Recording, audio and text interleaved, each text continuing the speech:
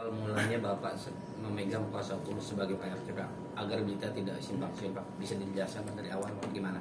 Oke, terima kasih. Sebelum kami dari Lopom Jagarata Merah Putih memegang kuasa hukum Pak RT dan anaknya Pak Kapi, tentu kita berapa kali sudah survei, sudah ke lapangan, bahkan sudah ketemu. Setelah ketemu, saya tanya jawab dan sebagainya dengan fakta-fakta yang kita pegang, maka kita dari Lopom Jagarata Merah Putih mendampingi secara hukum kepada klien kami Pak Pasren dengan Pak Kafi, dan itu sejak tanggal 25 Juni 2024. Alasannya Pak, kenapa mau memegang Pak RT? Ya tentu aja, satu ya, yang pasti saya kemanusiaan, yang pasti saya pendamping hukum, seorang advokat, lawyer, perlu memberikan bantuan hukum kepada orang yang selama ini tanda kutip sudah diserang, sudah dibullying, sudah macam-macam. Kasihan mereka, saya ketemu fisik ya, kasihan. Jadi secara kemanusiaan ya kita akan mendampingin tentang hukum, di luar itu tidak. Banyak yang beralasan bahwa Pak RT ini katanya memberikan keterangan palsu gitu, Pak. Dari Bapak sendiri sebagai kuasa hukum seperti apa, Pak? Yang bilang orang, secara fakta, secara yuridis, secara kuasa hukum tidak benar. Kita mendampingin ini perlu pemahaman hukum, jangan melintir, meleset terhadap hukum. Saya paling tidak suka. Saya tidak suka itu asumsi, tidak suka bully, tidak suka ini. Kita bicara hukum aja. Oke Pak, bisa diceritain sebagai saksi kunci nih ya kan, banyak yang mengatakan Pak RT ini menjadi saksi kunci di kasus Vina ini. Kenapa Pak RT-nya sekarang baru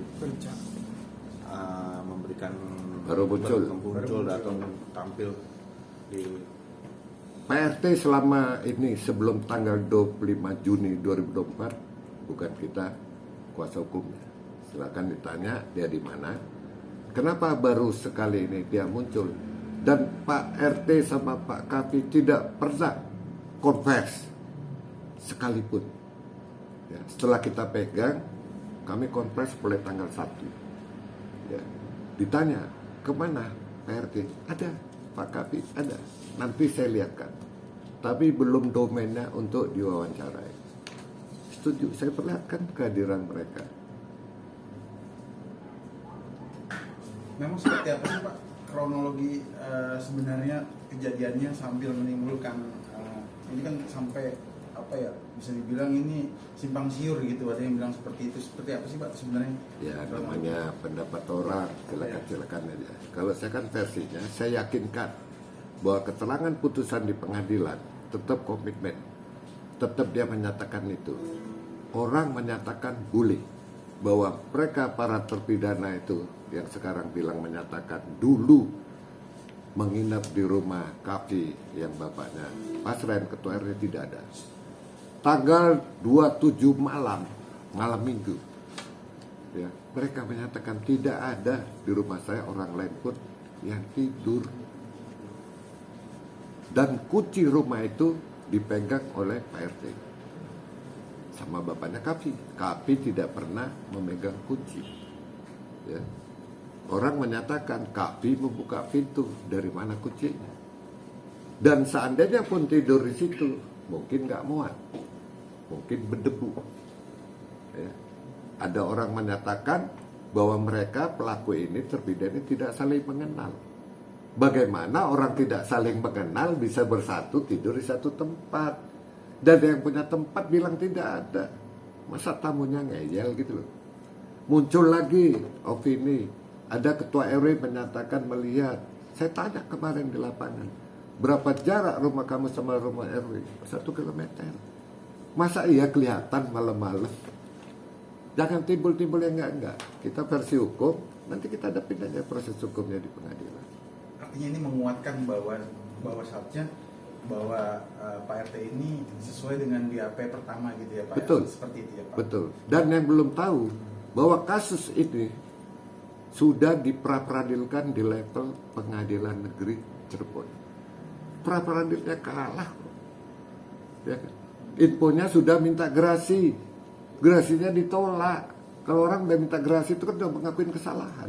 Ngapain dia minta gerasi kalau nggak salah? Sudah inkrah Pak ya. Tingkat PN sudah diuji dengan pra peradilan, banding dikuatkan PT, kasasi dikuatkan.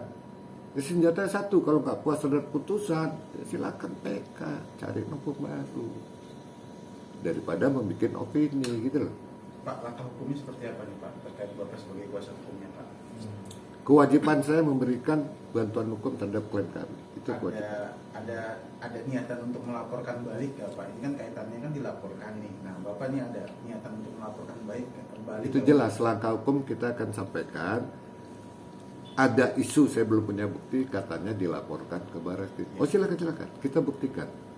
Kalau itu tidak terbukti, ya jangan salahkan kami untuk melangkah hukum. Kami akan melaporkan balik. Kita akan ladenin ya, silakan. Supaya nggak puas, silakan bikin laporan. Kita percaya dong dengan hukum. Kata Panglima tertinggi kita hukum, kemana lagi? Ada yang bilang ini apa? Rekayasa. Loh rekayasa apa? Kalau ini putusan rekayasa sampai dengan kasasi, berarti polisi penyidik merekayasa, jaksa selaku penuntut umum merekayasa, hakim selaku penuntut merekayasa. Mau dibawa kemana kepercayaan negara ini? Ini udah proses hukum, sudah inkrah. Ya suka nggak suka, kita hormatin putusan hukum. Silakan aja klaim PK. Saya hormatin kalau klaim PK daripada ngomong di mana-mana. Mungkin ada rencana pendampingan hukum ya Pak. Artinya nanti jika misalnya Pak RT terkait dipanggil oleh pihak dari kepolisian. Mulai surat kuasa ditandatangani yang terbaru itu 1 Juli 2024 kami komitmen. Yang bersentuhan dengan hukum kami harus mendampingi siapapun. Ya kan? Saya informasikan yang terbaru, ya kan? Informasinya ada 12 orang yang mengajukan perlindungan saksi dan korban ke LPSK. Kami baru mengajukan kemarin tanggal 1, sudah masuk suratnya. Terhadap klien kami mengajukan ke LPSK. Kita tunggu aja prosesnya. Apakah 12 ini semua dilindungi atau dengan berapa orang? Kita hormati lembaga LPSK yang independen. Oke Pak, apakah ada intimidasi buat Pak RT selama ini sehingga Bapak melaporkan ke LPSK ini? Oh banyak, ini salah satunya. Oh banyak, unjuk rasa penganeh. Ada unjuk rasa malam hari ke rumah orang. Unjuk rasa itu ke kantor, ke institusi. Ini ke rumah. Itu ke rumah Pak RT-nya Pak? Iya, bagaimana dia nyaman. Tuh. Ini dibullying. Itu bentuk cyber ya, artinya. Ini dibullying ya. Oh itu sempat dibullying juga. Kasihan Mas, kalau keluarga kita begini gimana? Gitu. Udah tua. Ini wajah ketua edukasi yang ngapain begini? Ini dibullying, dibesar-besarin begini. Gitu loh. Pasca dari itu mungkin psikologisnya seperti apa Pak? Bisa Jelas, dijelaskan? saya ketemu fisik aja makannya susah. Minum aja ada setengah iya, kasihan. Bapak belum pernah ketemu fisik ya. Nah kemarin di media kan sudah melambaikan tangan bahwa dia sehat. Tapi sehatnya tidak seperti sehat kita. Ada beban moral ya, sehingga pulang takut. Oh sampai segitu. Oh iya. Nah sekarang keamanan dia tanggung jawab aparat keamanan. Hukumnya tanggung jawab kita pendampingan sebagai lawyer gitu. Mungkin terkait dari keterangan yang agak berubah-berubah itu sebenarnya ada intervensi juga nggak sih Pak dari pihak mana yang? Siapa yang memberikan keterangan berubah siapa? Ada diduga dia itu memberikan keterangan yang berubah-ubah. Hukum itu pasti secara fakta, tidak ada duga-dugaan itu dihukum. Bahaya kita kalau negara ini nanti duga terus opini. Dia tidak pernah memberikan apapun terhadap siapa orang. Sampai hari ini, sampai kita dampingi. Nanti kalau mau tahu dia, saya hadirkan bahwa dia ada. Nanti kan di persidangan pasti dipanggil, mudah-mudahan dipanggil. Akan menjelaskan. Kita tunggu aja. Pak, kita bergeser dengan kata kuasa hukum dari Pak RT atau veteran yang selama ini lagi dicari. Awal ketemunya gimana sih Pak? Apa dari pihaknya Pak Tred sendiri menghubungi Bapak atau gimana dengan kasus yang sekarang ini? Tidak ada. Saya kan mantan Kapolres Cirebon. Saya tahu paham persis masyarakat Cirebon. Oke. Ya, saya dari pihak ketiga, saya cari cerita punya cerita, ketemu kita di satu pertemuan. Oke. Belum kuasa hukum. Siap. Ya, kita dialog dengan tim saya. Kita tanya semua. Mhm. Kita tanya dengan saksi yang kita punya ada. Oh, ini komitmen.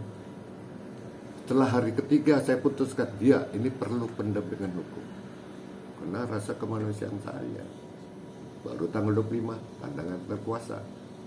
Tanggal 25 tandangan berkuasa, kita perbaruin dengan surat kuasa hukum yang baru. Mulai tanggal 1 Juli. Ini surat kuasa yang baru.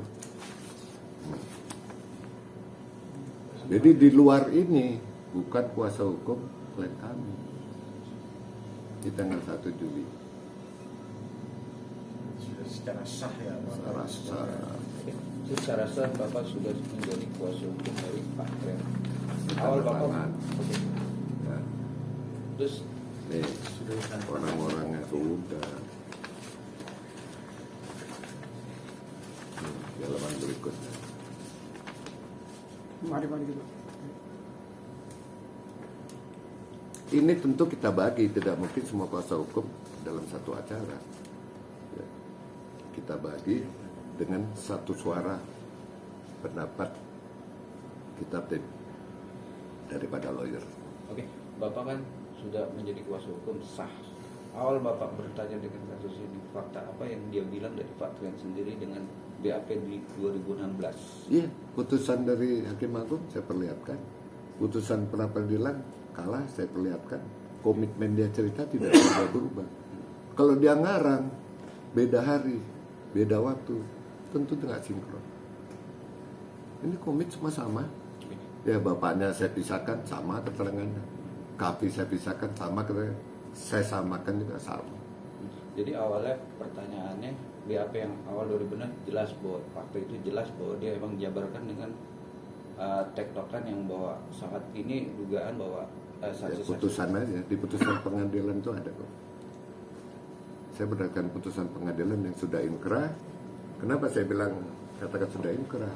Karena PK sampai hari ini belum. kan kita ingin opini dari awal kan Pak, ini kan pertanyaannya soal BAP yang sangat janggal Pak, karena BAP itu kan seminggu kejadian itu kan saat BAP-nya di Polres Cirebon baru dilimpahkan di Betul. Polres. Sekarang kejanggalan apapun sudah upaya hukum mereka kok. Sudah pra-peradilan di Pengadilan Negeri Cirebon kalah. Coba diapain lagi? Kita berpedoman pada hukum aja. Kalau saya komentar itu. Kenyataannya pra-peradilan kalah. Kenyataan putusan PN, PT, kasasi kalah. Tidak PK. Terus mau percaya kepada siapa? Pak, berbicara masalah prosedur nih, Bapak sebagai seorang yang berkecimpung di institusi Polri ini melihat nih sebenarnya pelaksanaan tugas polisi ini udah sesuai prosedur nggak sih untuk kaitannya untuk menetapkan P itu sebagai tersangka? Oh sudah dong. Jadi kan di 184 KUHP itu ada 5 kriterianya. Ya, salah satu keterangan saksi, ya kan, keterangan ahli, ada petunjuk. Tentu ini diproseslah baru menetapkan tersangka. Oh nggak percaya, ada lembaganya pra-peradilan. Sudah diuji di Pengadilan Negeri loh. Kalah kok, mau diributin lagi pendapatan tersangka. Mundur terlalu jauh. Harusnya upaya hukum ini semua pihak manapun hargain putusan hukum sampai dengan kasasi. Kalau ada yang mau lagi upaya hukum, tidak ada jalan lain, hanya PK satu. Berarti ini selama ini pemberitaan ini, propaganda seperti ini sebenarnya pelemahan untuk institusi polisi juga. Semua pihak manapun janganlah bikin boleh bikin opini karena kepintarannya, karena keilmuan, jangan. Proses hukum patuh datang pada hukum aja. Pak, Kita kembalikan ke situ. Pak, melihat banyak tokoh publik yang ikut berandil dalam kasus ini, menurut Bapak seperti apa Pak? Saya nggak tahu kepentingannya apa. Ya, apakah kepentingan orang mau partai? Saya bukan orang partai. Tidak domain saya untuk mengetahui. Silakan tanya dia apa kepentingannya. Berarti menurut Bapak mengikuti kasus ini tokoh Hadir di persidangan. Semua manapun yang komentator tadi. Silakan, ayo kita ikutin persidangan. Kita berdebat hukum di persidangan. Itu yang legal. Jangan bikin nova ini semaunya. Pusing masyarakat luas. Kasihan. Jadi masyarakat Jawa luas jangan tahu. Saya hari ini dibulik udah 300. Biarin aja. Kita orang waras ngapain guling-guling diikut? Ya kan? Oke, bicara peradilan atau bicara sidang, ini kan juga sedang pada proses peradilan yang status tersangkanya Peggy masih banyak kejanggalan.